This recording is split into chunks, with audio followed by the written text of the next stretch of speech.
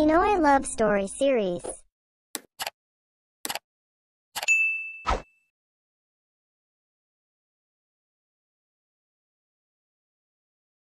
Si Jessica ay isang mahusay na photographer, ngunit ang kanyang kagalingan ay madalas na natatabunan ang kanyang ugali. Kilala siya bilang isang brat photographer. Naging katawagan na ito ng kanyang mga kasamahan. Ngunit hindi naman ito naging hadlang para makita ng kanyang superior ang kanyang kagalingan. Kaya naman ang bigyan niya ito ng assignment na kunan ang magagandang instruktura na ginawa ng isang sikat na architect sa Pangasinan. Alam niyang si Jessica ang perpektong tao para sa trabahong ito. Pagdating ni Jessica sa lokasyon, napagtanto niyang abandonadong lugar ang kanyang napuntahan, kung kaya ay nawala siya at walang signal ang kanyang telepono upang makahanap ng signal. At pinaghihinaan na siya ng loob, pero alam niyang kailangan niyang tapusin ang assignment. Kaya nagpatuloy siya sa paglalakad. Bigla siyang natisod sa isang bato at nasugatan ang kanyang mga daliri sa paa.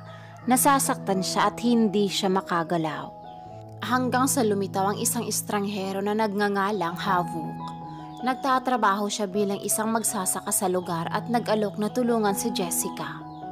Si Havok ay mabait at mapagmalasakit at tinulungan niya si Jessica na pagalingin ang kanyang mga daliri mula sa aksidente. Hindi pa nakikilala ni Jessica ang isang katulad ni Havok. Habang lumalalim ang gabi, nagsimulang mag-open up sina Jessica at Havok sa isa't isa. Nagtawanan sila, nag-usap sila at sumayaw sila sa ilalim ng mga bituin. Habang mas dumarami ang oras nilang magkasama. Nadama ni Jessica ang kanyang sarili na naakit sa malamyos na ngiti ni Havok. Hindi niya alam ang mga matalik na gabing magkasama sila ang magiging simula ng kanilang kwento ng pag-iibigan. Isang gabing magpapabago sa kanilang buhay magpakailanman. Nagulat si Jessica sa natanggap niyang balita noong umagang iyon. Kahit na inaasahan na niyang mangyayari ito, hindi niya matanggap ang katotohanan. Kailangan niya ang posisyon ng editor-in-chief. At para magawa iyon, alam niyang kailangan niyang isakripisyo ang isang bagay. Alam niyang magiging mahirap itong trabaho. Ngunit walang nagsabi sa kanya na magiging ganoon kahirap itong gawin. Napabuntong hininga siya. "Bakit ganyan ang itsura mo?" Tanong ni Hailey, isa siya sa mga graphic editor sa kanilang trabaho at tumingin kay Jessica habang bumuntong hininga. "I will be receiving the editor-in-chief position." Walang emosyong sabi ni Jessica. "Dapat masaya ka, diba?" Tanong ni Hailey na puno ng kalituhan. "Paano ako magiging masaya kung kailangan kong pumunta sa probinsya at kunan ng litrato itong si Piccolo na arkitekto? Hindi ko siya kilala. Kahit ako hindi ko rin nakikilala. At ni sino mang sa atin walang nakakakilala sa kanya, Jessica. Kaya naman nakaka-challenge na hanapin ang lalaki sa likod ng mga sikat na building na iyon." Nakangiting sabi ni Hailey habang inaayos ang mga papeles at iPad sa desk niya. Pinandilatan siya ni Jessica ng mata. "Alam mo kung ano ang ibig sabihin nito?" Tanong niya. "Oo. Ayaw ng editor ko na makuha ko ang trabahong iyon. She truly has bad blood for me ever since I started working here." She spoke. "No, she's not. She was very supportive of you. At saka, kahit na nabigo ka at maraming pagkakamali noon, lagi kanyang sinasama sa mga lugar na makakapagpatanggal ng stress sa'yo. Inaalo ka pa nga niya noong natalo ka sa malaking kompetisyon na iyon. See? Kahit na ang editor ay mahigpit at matigas ang ulo, hindi siya ang uri ng tao na maglalagay sa isang sitwasyon na magbabanta sa iyong buhay." Paliwanag ni Hailey. Nahulog sa ilalim na pag-iisip si Jessica. Sinusubukang tanggapin ang lahat ng sinabi ni Hailey dahil alam naman niyang tama ang mga ito. Ngunit hindi nga lang ito maproseso ng kanyang utak. "Alam ko yun, Hailey. Pero alam mo naman kung gaano ko kaayos sa probinsya. Paano kung may mga mangkukulam, kulto, At isakripisyo nila ako sa kung ano-ano yan? Ayoko ng ganun. Iniisip pa lamang niya ito ay natatakot na siya. Ipinanganak siya sa lungsod kaya naman ang marinig niya ang probinsya, ang tanging naisip niya ay ang kulam. Napakunot naman ng noo si Hailey. Aw, bakit mo nagawa yun? Agad na tinakpan ni Jessica ang kanyang noo at hinimas ito dahil sa afterfeel. Masyado ka nag-iisip. Kasi totoo naman. We are in the 21st century, Jessica. No one will do that to you. And you're not worth sacrificing also because you're not the kind and sweet girl in town. Biro niya. Pinandilatan siya ni Jessica. Pero tinawanan lang ito ni Hailey. Si Jessica ay palaging sassy at palaging straight to the point. Pero kung makilala mo lang siya ng lubusan, malalaman mong may kakulitan rin ito. Pero ang totoo, isa lang siyang babae na nakasuot ng parang lobo na damit bilang panakip. Ngunit ang totoo ay isa lamang siyang tupa, isang taong malambot na puso. I hate you. Sabi ni Jessica habang kinukuha ang kanyang mga gamit na kakailanganin niya sa kanyang paglalakbay. Umiling lang sa Hailey. Kinuha ang mga gamit niya at nang mapansin niyang naayos na ng kaibigan niya ang mga gamit niya, sumigaw siya. Get me some souvenirs. Inilagay ni Jessica ang mga bag sa kanyang likod at sa braso. Oo, kung buhay pa ako pagbalik ko dito. Biro niya. Tinawanan ito ni Hailey ngunit hindi siya nag-abalang sagutin ito. Lumabas si Jessica sa kanilang building habang hawak ang ticket ng bus na binigay ng kanyang editor. Hindi niya alam kung saan siya pupunta. Ngunit ang mahalaga lang sa kanya ay makuha ang posisyon na gusto niya. At pagkatapos noon, makakalimutan na niya ang lahat ng mga kahiyahiyang gagawin niya sa baryo na iyon. Dumating si Jessica sa baryo nang magsimulang lumubog ang araw. Hindi siya mapakali dahil nawawala na siya sa lugar na iyon. Naglakad siya sa mga maruming kalsada. Naramdaman ang hindi pamilyar na lagngot-ngot ng mga maliliit na bato sa ilalim ng kanyang mga paa. At ang mga kakaibang amoy ng kanayunan na pumupuno sa kanyang mga butas ng ilong. Habang naglalakad siya, hindi niya maiwasang maramdaman ang lahat ng mga mata ay nakatingin sa kanya. Na para bang isa siyang alien na dumaong sa lugar nila. Nang bigla siyang natisod at nahulog, nagkamot ang mga tuhod at kamay sa masungit na kalsada. Tulad ng naisip ko, ang bayang ito ay isa talagang malas. Tingnan mo kung anong nangyari, Jessica. Bulong niya habang hinihimas ang bukong-bukong niya para maibsan ang sakit, pero kahit anong gawin niya, andun pa rin.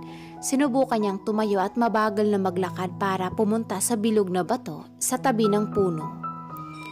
Nang makaupo na siya sa wakas, bumuntong hininga siya para sa pansamantalang ginhawang kanyang nararamdaman.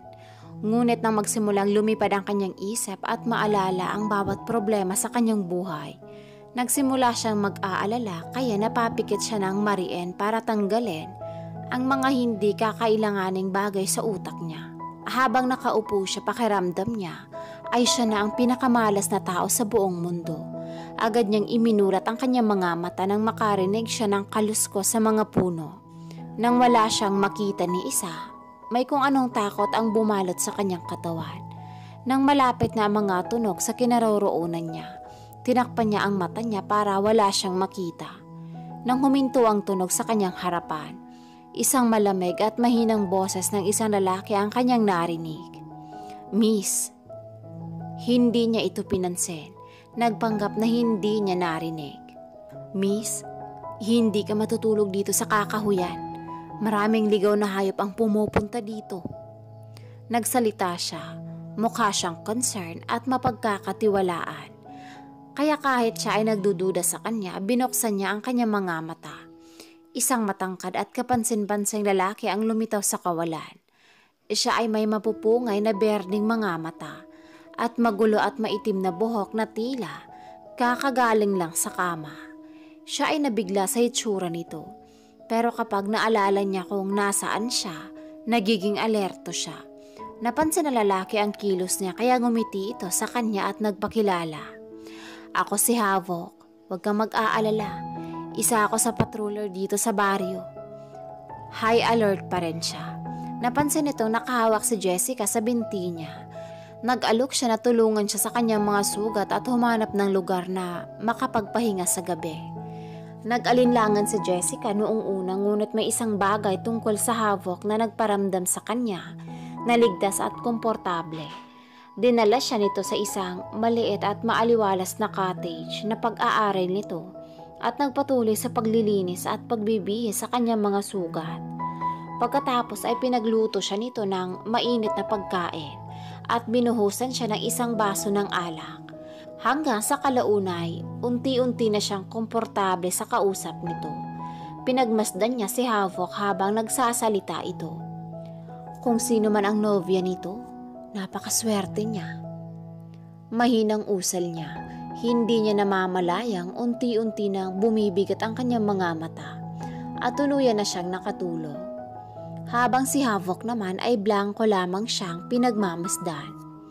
Another photographer ha? At ngumisi siya ng nakakaloko. Let's see. Nagising si Jessica nang may tumatamang silaw ng araw sa kanyang mukha. Bahagyan niyang kinusot ang kanyang mga mata upang luminaw sa kanya kung nasaan siya. Unti-unting pumasok sa isip niya ang mga nangyari kagabi at mabilis siyang bumangon. Nilibot ng kanyang mga mata ang lugar na kinahihigaan niya. Ang kanyang hinihigaan ay hindi isang kutsyon kundi isa lamang papag. Ang pader ay gawa lamang sa mga kawayan kaya kita mo rin sa labas ang nangyayari kung sisilip ka roon.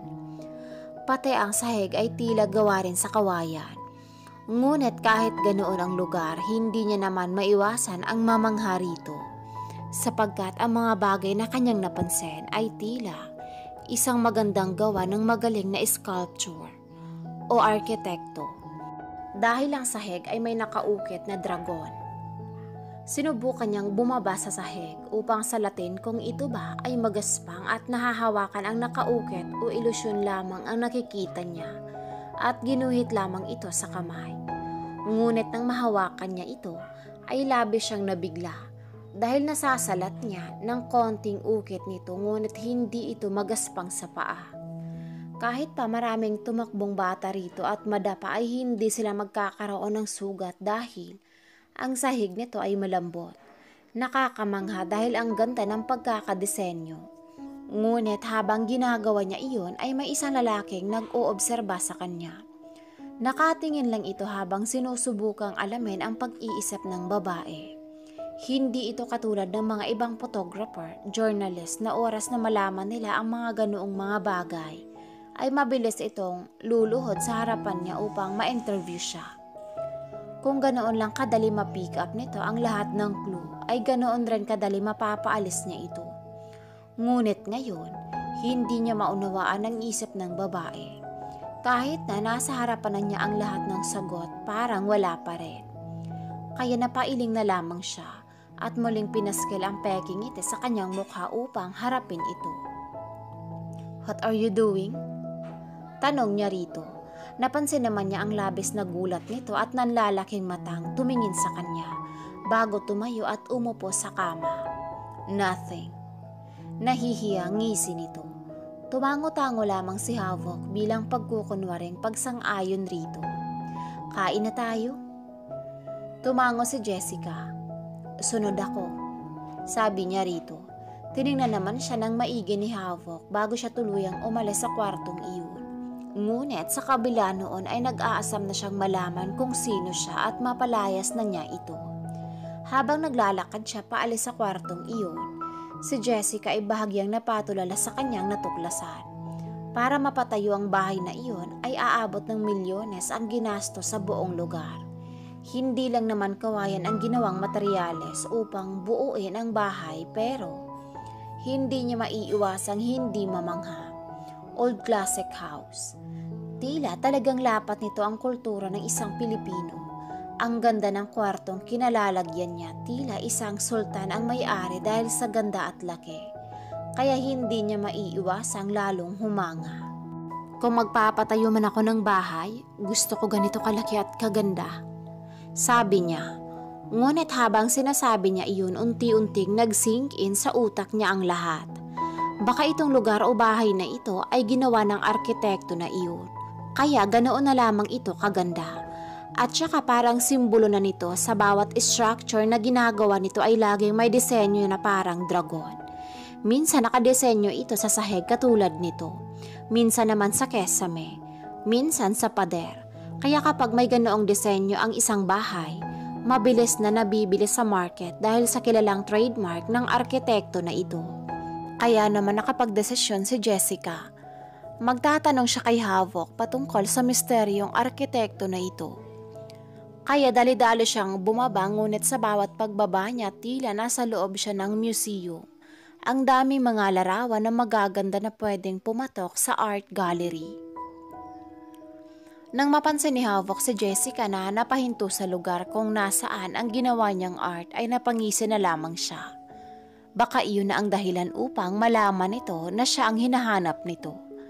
Kaya napangisi na lamang siya. Ang galing ng gumawa nito mga painting, no? Rinig niyang sabi ni Jessica, kaya proud siyang tumango. Kitang-kita mo ang bawat emosyon at tekstura ng mga larawan. Ang ganda nilang pagmasdan. Dagdag ni Jessica, hindi naman maiwasang makaramdam ng matinding kasiyahan ni Havok sa mga sinasabi nito. Kaya labis siyang masaya sa naririnig. Kung meron mang kahinaan ang lalaki, siguro ang tamang sabihin na kahinaan nito ay ang makarinig ng papuri sa kanyang ginagawang mga proyekto. Bihira lang kasi itong makarinig ng mga papuri sa ibang tao kung kaya kapag siya ay nakakarinig ng mga ganoong mga bagay, hindi niya maiwasang, hindi pumapalakpak ang kanyang tenga sa tuwa. Siyempre, ako ang gumawa niyan. Hindi niya mapigilang sabi. Huli na nang mapagtanto niya ang kanyang ginawa. Kaya ganoon na lamang siyang natigilan at inaasahan ng babae na tumakbo sa kanya para kilalanin siyang isang magaling na arkitekto. Ngunit kahit ganoon pa man ang gawin nito ay hindi pa rin siya papayag na magpa-interview rito. Ngunit ang inaasahan niyang tatakbo papalapit sa kanya ay isang malakas na tawa ang bumungad sa kanya. Nagtataka siyang lumapit rito. Nang mapansin ni Jessica ang ginawa nito ay bahagya siyang tumigil at bumungis-ngis. Nice joke. Saad nito at muling tumawa. Pero hindi ako nagpapatawa.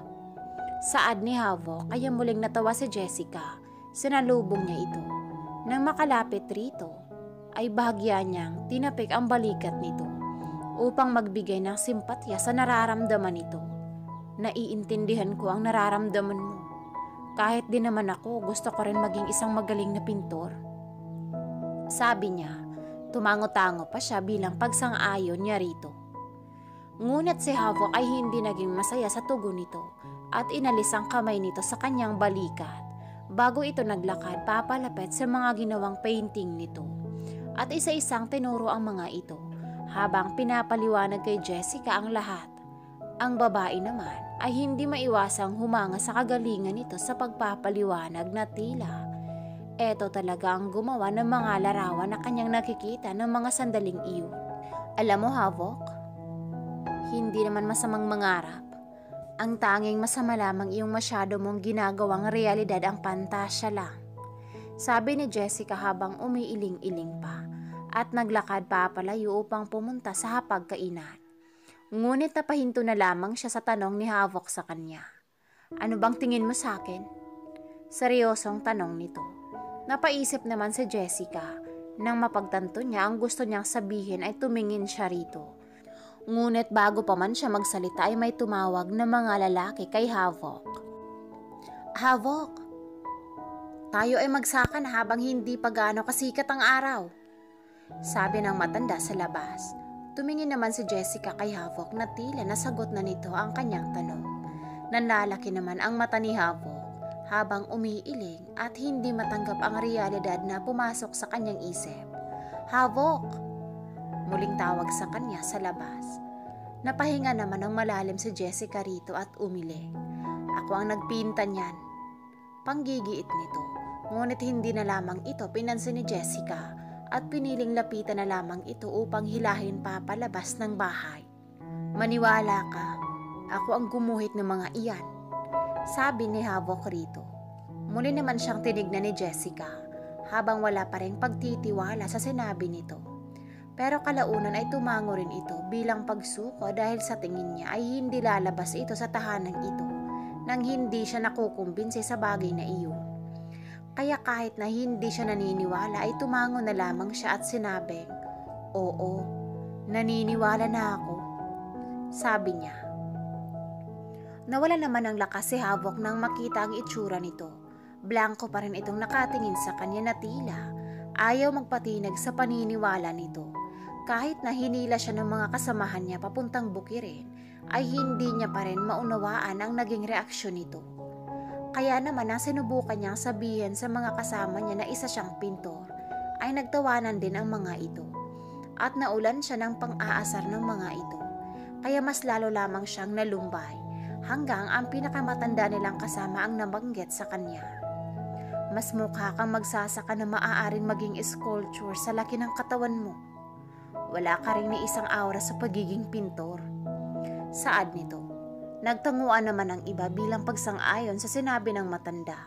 Ngunit imbis na maliwanagan si Havok sa kanyang nararamdaman, ay mas lalo lamang nangingit-ngit ang kanyang kalooban sa mga ito. Kung kaya't gumawa siya ng pangako na magpipaint siya sa harap ng mga ito, lalo na doon sa harapan ng babae na naglalagi sa kanyang tahanan, upang ipakita sa mga ito na iba siya sa lahat. "Maghintay lang kayo," habang nangingit-ngit ang kanyang damdamin. Masayang nakatunghaw lang si Jessica sa mga lupain sa labas ng bintana ng kanyang tinutunghawan. Ang malamig na simoy ng hangin humahampas sa kanyang mukha ay tila nakakaginhawa sa pakiramdam. Iba sa syudad na kanyang kinalakihan. Ganito pala mamuhay sa probinsya. Nagsisi naman siya sa mga sinabi niya rito. Nakita niya rin ang babaeng nandoon sa baba na pasulyap-sulyap sa kanya. Keme naman siya ngumiti sa mga ito at dahan-dahang umalis sa bintanang iyon. Kahit pala sa probinsya ay may mga marites din. Mahinang sabi niya. Malapit nang maghapon. Buong araw wala si Havok sa bahay kaya nandoon lamang siya nananatili sa loob ng kanyang kwarto habang nagbabasa ng mga report ng kanyang mga kasamahan sa trabaho. Hanggang sa napagtanto niya na kailangan na niyang magtrabaho para sa kanyang promotion. Pero hindi niya alam kung saan magsisimula. Subukan ko kayang magtanong kay Havok. Total, ang bahay niya ay may disenyong dragon. Baka kilala niya ang may-ari nito. Labis naman siyang natuwa sa kanyang naisip. Kaya naman naglakad na siya papunta sa may kusina upang ipagluto ito ng makakain. Tumingin naman siya sa loob ng ref. Napansin niyang napuno ng mga pagkain ang loob nito, kaya nakakaganang magluto. Pinili niya ang mga gulay at karne ng baboy. Nais niya sanang magluto ng sinigang na baboy. Nilinis niya muna ang mga ito at sinangkot siya ang mga ricado upang lumasa ang mga ito sa karne ng baboy. Naghintay lang siya ng mga ilang minuto sa kanya pinatay ang kawali at pinaghihiwa ang mga ricado na kailangan sa kanyang lulutuin. Nang matapos ito ay naghugas at nagsalang na rin siya ng bigas para may kakainan silang kanin. Samantala ang pinanghugasan naman ito ay nilagay niya sa kanyang nilulutong sinigang bilang sabaw nito. Nang kumulo-kulo na at lumambot na ng konti ang karne, ay nilagay na niya ang mga ricado. Nang matikman niyang okay na ang mga ito at naluto na ang lahat ng ricadong nilagay niya, ay pinatay na niya ang kawali. Ganoon ang kaning niluto niya. Masaya naman siyang pinagmasdan ang mga ito hanggang sa narinig niyang bumukas ang pintuan ng bahay dahil na rin sa bell nito sa pintuan. Kaya dali-dali siyang lumabas. Nakita niya na buhat-buhat ng mga lalaking kasama nito kanina sa pagsasaka ang nagbuhat kay Havok. Nang makita niya ito ay mabilis niyang giniya ito sa upuan sa may sala upang doon muna ito pahigain. Sumunod naman ang mga lalaki. Nang mahiga nila ito ay tinignan siya ng mga ito. "Ikaw ba ang nobya ni Havok, Ineng?" Tanong ng mga ito. Mabilis namang umiling si Jessica sa mga ito. "Hindi po, kaibigan lang po." Sagot niya kahit siya ay hindi sigurado sa naging sagot niya. Dahil unang beses lang nilang nagkita kahapon at hindi man lamang siya nakapagtanong rito ng kahit na ano patungkol sa sarili nito. Pero tinulungan naman siya nito kahapon kaya baka sakaling pwede nang ikonsidera nito na magkaibigan silang dalawa. Ang matatanda naman ay tumango-tango lamang sa kanya pero hindi pa rin naniniwala. Eneng, hindi ka patitirahin ng lalaking ito kung hindi ka niya nobya. Sabi ng matanda sa kanilang likuran. Nagsitanguhan naman ang mga kasama nito. Kaya imbis na gumawa pa siya ng dahilan ay tumango na lamang siya rito. Kahit ang totoo ay gusto na niyang sagutin ang mga ito. Siya, sige, aalis na kami. Alagaan mo yung nobyo mo. Sabi ng mga ito. Sandali po. Bigyan ko po muna kayo ng niluto ko.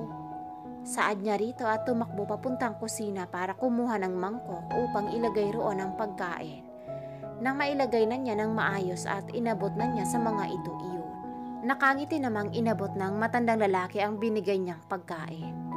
Hindi naman pala kami dapat mag-aalala kay Havok. May mag-aalaga na pala sa alaga natin.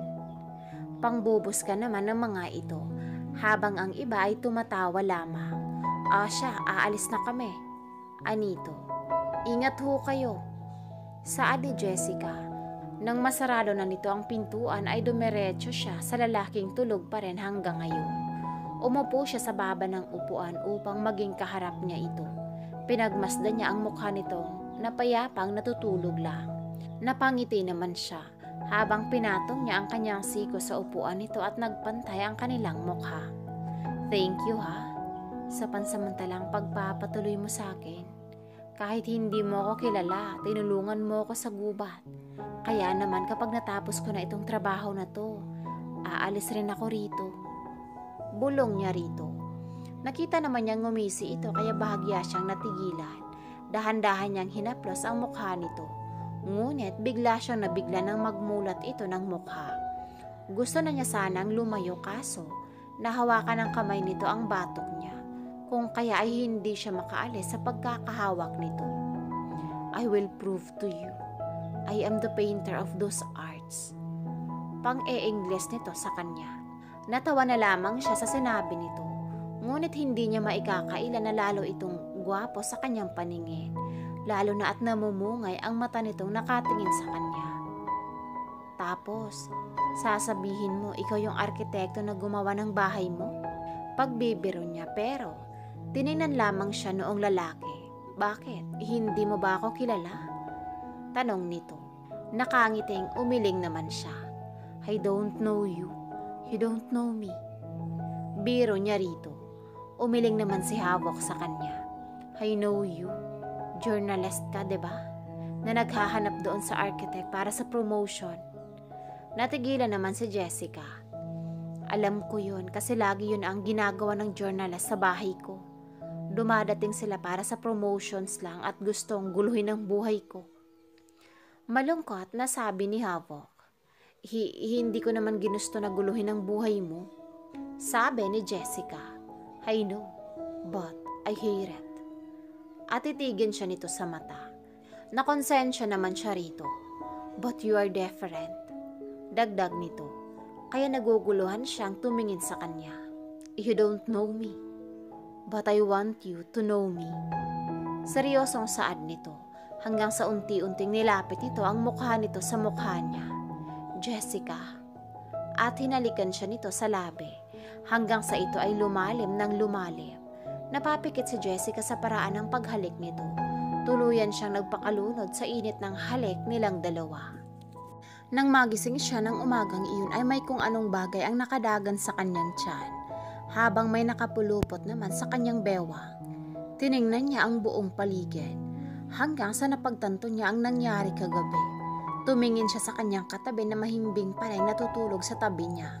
Napapikit na lamang siya nang maramdaman niyang ni iisang saplot ng damit ay wala siyang maramdaman sa kanyang katawan. Ang sabi, hanapin mo yung architect. Hindi makipagjugjuggan sa architect. Dismayadong sabi niya sa kanyang sarili. Ano na lamang ang sasabihin nito kung magising ito? Baka mas lalo itong hindi pumayag na magpa-interview sa kanya. Ano ba kasi ang ginawa mo? Bulong niya. Isang araw na aksidente siya, pangalawang araw may nangyari sa kanilang dalawa. Baka sa susunod na araw malalaman na lamang niyang buntis na siya at eto ang ama. Diyos ko po, Hindi ko naman kagustuhan to. Anong hindi mo kagustuhan? Mahinang tanong ng kanyang katabi. Bigla naman siyang napalingon rito, habang ang damuho ay nakangisi lamang sa kanya. Pwede naman nating ulitin kung di mo gusto. Saad nito. Inirapan naman niya ito at mariing itinutulak papalayo sa kanyang katawan. Pero matigas ang katawan ng lalaki kaya kahit na anong tulak niya rito ay parang walang nangyari. Ngumisi lamang ito sa kanya at dinaganan siya. Do you want to interview me, right? Tanong nito. Tumango naman siya. Ibibigay ko iyon sa'yo pero isang tanong bawat isang araw. Saad nito. Nanlaki naman ang mata niya at gusto niyang magreklamo rito dahil mahigit 20 tanong ang hinanda niya dito. Tapos kung bibilangin mo ito sa isang araw ay mananatili siya roon ng 1 buwan kasama ito. Kung ayaw mo ay malaya ka namang umalis. Ngising saad nito. Pero kung hahayaan kitang umalis, dagdag nito, magrereklamo pa sana siya rito nang muli siya nitong halikan sa labi. At muli nitong idiin ang katawan nito sa kanyang katawan. Hindi niya naman na ito mapipigilan. Hanggang sa hindi na niya namamalayang unti-unti na namang nangyayari ang ginawa nila kagabi. Araw-araw iba-iba ang nangyayari sa kanila. Hindi rin naman alam ni Jessica kung saan siya pinagdadala ni Havok. Kung minsan ay dinadala siya nito sa ibang baryo para makipagpiesta. Kung tatanungin naman niya ito kung kilala niya ang mga ito, sasabihin lang nito na kasama ito sa mga naging magsasaka sa taniman nila. Pero maliban pa doon, wala nang alam si Havok patungkol sa iba, kaya napapailing na lamang siya. Marami na rin nasagot sa kanyang mga tanong patungkol sa interview, pero sa tuwing natatapos iyon ay hindi nila mapigilan na may nangyayari sa kanila. Sa katunayan nga niyan, isang tanong na lang ang kailangang masagot upang matapos na ito at umalis na siya sa lugar na iyon. Napahinga na lamang siya ng malalim. Nanlaki ang mga mata ni Jessica nang makita ang eksenang nasa harapan niya. Puspusan ang piyesta sa baryo na may mga taong nagtatawanan, nagsasayawan at nagpipiesta sa masasarap na pagkain. Napuno ang hangin ng tunog ng musika habang tumutugtog ang isang live band ng mga upbeat na himig sa isang entablado na nakalagay sa gitna ng kalye. Nakikita ni Jessica si Havok sa gitna ng mga musikero. Ang kanyang mga daliri ay mahusay na gumagalaw sa mga string ng kanyang gitara. Ang mga lansangan ay nababalutan ng mga makukulay na dekorasyon, mula sa maliwanag na papel pikado hanggang sa kumikinang na mga pinyata na nakasabit sa mga balkonahe. Umalingaw-ngaw sa hangin ang amoy ng inihaw na karne at maanghang na sili, dahilan para kumalam ang tiyan ni Jessica. Naglakad siya sa gitna ng mga tao na tila isang masiglang enerhiya ng fiesta. Nagtakbuhan ang mga bata, nagtatawanan at naghahabulan, habang ang mga matatanda ay humihigop ng malamig na inumin at nakikipag-usap sa mga dating kaibigan. Nakita ni Jessica ang sarili niyang grupo ng mga kaibigan at pumunta siya sa kanila. Malugod nilang tinanggap siya. Hinila siya sa kanilang dance circle. Sina Jessica at Havok ay nagkakaroon ng oras sa kanilang buhay sa fiesta sa kanilang baryo. Si Havok ay tumutugtog ng kanyang gitara at kumakanta ng buong hilig, na ang lahat sa kanyang paligid ay hindi napigilang sumama. Si Jessica ay nag-e-enjoy sa musika at sa piling ng kanyang mga kaibigan.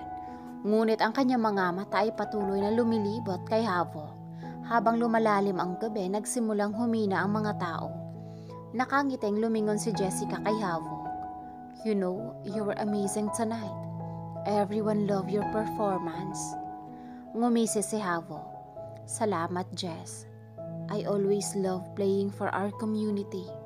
It's like our own little fiesta. Tumango si Jessica bilang pagsang-ayon.